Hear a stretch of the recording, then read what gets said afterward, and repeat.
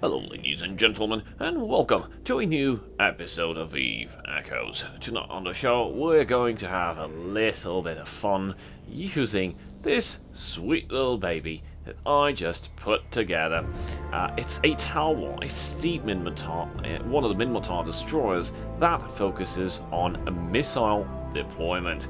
And because we're pirates here, and everyone feels jolly at home cruising in the ship, what better way to have fun than with just some involuntary PvP? Of course, involuntary when done and applied on my victims. Now, for the purpose of this video, I will basically use the Talwar fit provided by Skyray. Now, if you don't know who Skyray is, he's basically a content creator, but a different kind of content creator. He's a blogger and he's a pirate, so his blog focuses exactly on his exploits inside Eve Echoes in the world of New Eden, basically going here and there and blapping the hell out of everyone he catches. Be sure to check out his blog because there's some interesting fitting guides and some interesting discussions regarding some ships that may do very well in PvP if you're into PvP. Before we get into the subject for today, please throw in a like and a subscribe if you like what we're doing here. And remember, if you really want to help my work and help me keep this channel alive, there's a YouTube channel membership. You can donate monthly a sum as small as $2. Link in the description, and a very big thanks. So, what are we going to do today? Well, I'm going to show you the fit that Skyray basically concocted. Now, I'm going to point out some variations that you might be able to use, and we're going to start. We're going to start a roam and hunt some geese. You know, geese like in the plural of goose. Now, this ship is intended to blap the hell out of whoever you find inside the belts, including miners, ventures, retrievers, whatever you find deemed worthy for you to blast out. And not limited to that. I mean, of course you can just go away hunt miners, but it's not going to offer you much satisfaction. This baby right here can pull off a lot of interesting stuff, including hopping into anomalies, jumping people, and taking them out because they're probably going to blow up people that are using PvE fittings. While PvE fittings can be good in certain specific PvP encounters, they tend to fail. Why? Because in a PvP fight, the one who manages to get rid of his opponent faster wins, while in PvE you basically want to tank the NPCs that you're trying to run, like you're trying to farm. So you might want to pick your targets considerably. Of course, don't go after drone boats. You might have some chances if you manage to get the drones down in time, but if you like stumble across omens or caracals or other stuff like that, this ship is the one to use. It has some interesting bonuses, so let's see what the ship is really all about. So the Talwar has some interesting bonuses. It's 25% missile torpedo slash torpedo velocity and 10% small missile torpedo damage per small missile torpedo operation level. And we've got for destroy command bonus per level, we get 15% reduction in warp drive signature radius penalty. Now, warp drive signature radius penalty actually refers to the fact of you using a micro warp drive. Now, if you don't know what a micro warp drive does, it provides an incredible boost of speed, but it does affect your ship in a negative way. It increases your signature radius. Now, the signature radius is just like your hitbox. Your ship is not actually the hitbox, it's just a flying piece of texture. The hitbox is represented by an invisible bubble around the center of your ship, which is actually the signature radius. The bigger that is, the easier it is for people to lock you up and to shoot you and actually hit you. Of course, this signature radius increase actually helps missiles deal more damage to you. Now, having this reduction helps you speed tank, to be more precise, incoming missile damage, and of course, having the micro warp drive for an incredible amount of speed boost, you can basically overpower enemy tracking in case you're going to try to tackle and destroy turret ships. And we have 5% stasis webfire optimal range. Why is this important? We'll see this in a jiffy while we take a look at the fit itself. Overall defense is pretty nice, and it has some decent resistances. It's a shield tank, so you'd want to fit some shield modules, but not the usual shield modules you know of, like shield boosters.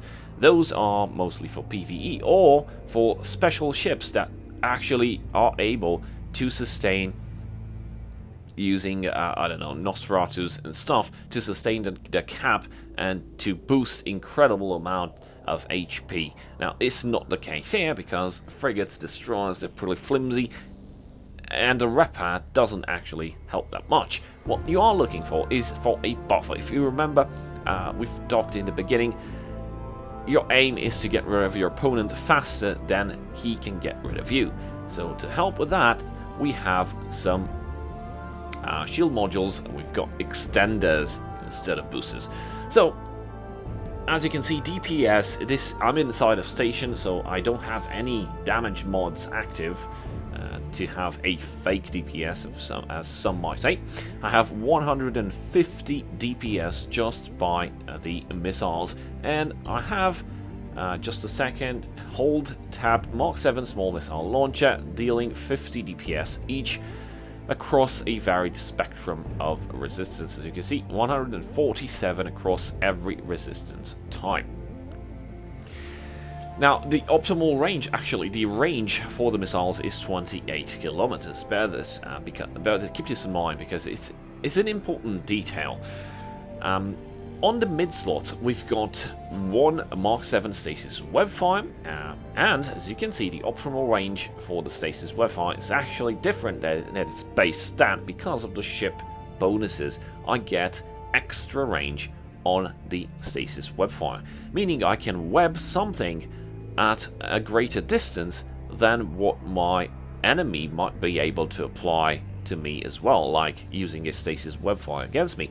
If he does not have a range bonus, then his range will be like around 10-11 kilometers, while I will be able to keep him in place from 14 kilometers. That allows me to keep my speed while him will just be stationary from my perspective, of course. Now, because why is this fit, and the Talwar is actually so good, is because the missile launchers actually don't care about tracking. They don't have tracking speed, they don't have any of that stuff, and there's actually no way for you to miss your target unless your opponent goes out of your range and missiles just explode before they reach the target. This means you will be able to apply damage every time your weapons cycle. Now, the damage is not instant. The missiles actually do take a lot from you to reach the destination, your target. And that is calculated providing the flight velocity. So they travel around 5 kilometers per second. So imagine if you're targeting someone at 10 kilometers, then the missiles will reach in 2 seconds. That's pretty much it about the mid slot. Oh, I forgot some important thing. We've got the Mark 3 Warp Disruptor. It could be something bigger, but I just went with a Mark 3 Warp Disruptor. We've got optimal range 21 kilometers, and it has an important activation cost combined with the Micro Warp Drive, which we'll reach in a second, and with the Stasis Web. You might want to toy around with them a bit. Why? Because you can see the capacitor only lasts 1 minute with everything active. But we're not going to use everything. We're mostly going to be orbiting at 18 kilometers while using the warp disruptor and the micro warp drive, which is fitted on the low slot. We have a Mark III small micro warp drive. It gives us a 512% flight velocity adjustments, and it uses 38 gigajoules of energy to activate, to run it for a cycle. Now, if you can see, signature radius adjustment is 197% increase. Now, this value has already been reduced by my ship bonuses because I'm looking at the module fitted on my ship. If I unfit it and I basically go inside the module itself, you'll see that the signature radius adjustment is almost 500% increase. Like, my hitbox is going to be way off the charts. I'll be able to be targeted faster and hit by missiles with considerable damage, even if I have high velocity or high speed. Now, considering the skills applied, I'm very happy with the result, and kudos to Skyray for doing this build. Continuing, we have two other low slots filled with Mark 7 small shield extenders. These provide a passive bonus, as in shield HP. There's a flat percentage, not percentage, there's a flat HP amount given while having this module fitted. Now, they also have a bonus to the bonus. If you activate them, they will give you activation shield upon activation at 489. So, meaning it basically gives the same amount again if you activate the extender. Now, the extender only lasts for 25 seconds and has a 60 seconds cooldown, and if you don't use the shield, if you have like a hole in your shield and you activate this, it will not fill in your missing shield. It'll actually create an extension of your maximum shield amount, and that extension will be the buffer, the first buffer that will deplete if you take damage. Now, once the activation is finished, that amount that was given, even if you took some damage and there's like a small amount left of this bonus, this activation bonus, or even if you didn't take any damage, that entire bonus, the entire extension, all those 489 shield HP go away. Like, they don't infuse your shield just like the shield booster does. Remember that. You'll still be left with a hole in your shield once the activation is gone. Now, of course, the shield regenerates itself, but it takes a lot of time to do that. So that's why we have two. We have one for like battle readiness. Whenever we start the fight and we see that we're taking some damage, we can use this to prevent damage early on until we find our position of orbit, of having webs activated, of having disruptors activated, and maintaining a decent orbit in order to get our target down. The second one is actually for emergency purposes. What's that is, well, of course you're a pirate. Your intention is not to die right away. Your intention is to prey on the weak. And yeah, it's a figure of speech, but it actually makes sense. You're going to pick your fights because you're going to try to destroy people and make some money out of it. That's piracy. You blow up people and you take their stuff, and some of them drop some very cool things like expensive modules or some weird loot that they had from I don't know, a story mission, storyline, faction stuff. They're yours for the taking, of course, given the fact that they will drop and not blow up with the ship. I've had the misfortune of having every module blow up, and the only thing that was generated was the ship debris that it's auto-generated sometimes. It's not 100%. So yeah, that's pretty much it. But you'll rack up some kills and you'll gain some interesting PvP experience. Now, The strategy with this, as I mentioned, is to orbit around 18 kilometers. Why? Because your DPS max range is around 28 kilometers. So inside this range, your missiles will deal damage. The micro warp drive keeps you up to speed. Basically, you'll be avoiding turrets. You'll probably take some damage from time to time, like glancing shots, but that's pretty much it. You'll be safe in that manner. While missiles will still deal some damage to you, but given the ship's bonuses and its trait of having a reduction in the signature radius penalty, as you can see, we only have like around almost 200% increase in signature radius, which is still fine, and having this speed can actually help you speed tank incoming enemy missiles. Now, your main purpose is to keep them disrupted. Of course, if they don't have a warp core stabilizers, you're better off just trying to pick off people that are AFK. If they have like warp stability bonuses, you can just ignore them, or you can try your luck if they are AFK indeed. Otherwise, you may want to go into the anomalies and try to search for people running anomalies, because they will be dropping cool stuff.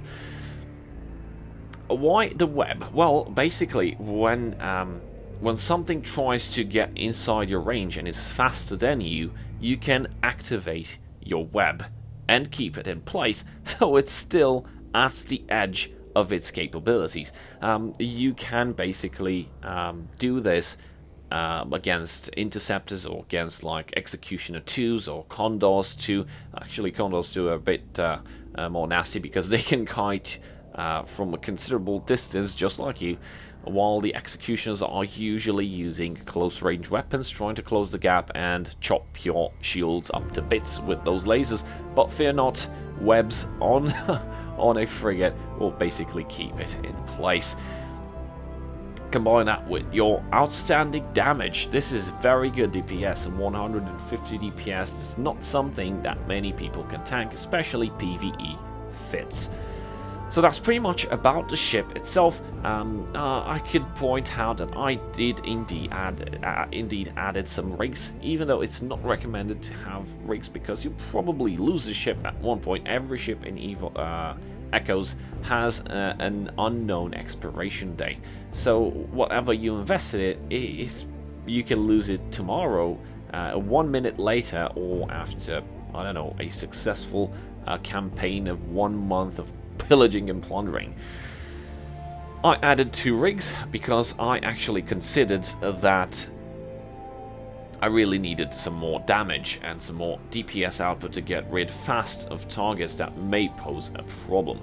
So I have a warhead calefaction catalyst that basically gives me 12.5% in damage bonus, and I have an activation time adjustment of -7.5% thanks to a bay loading accelerator.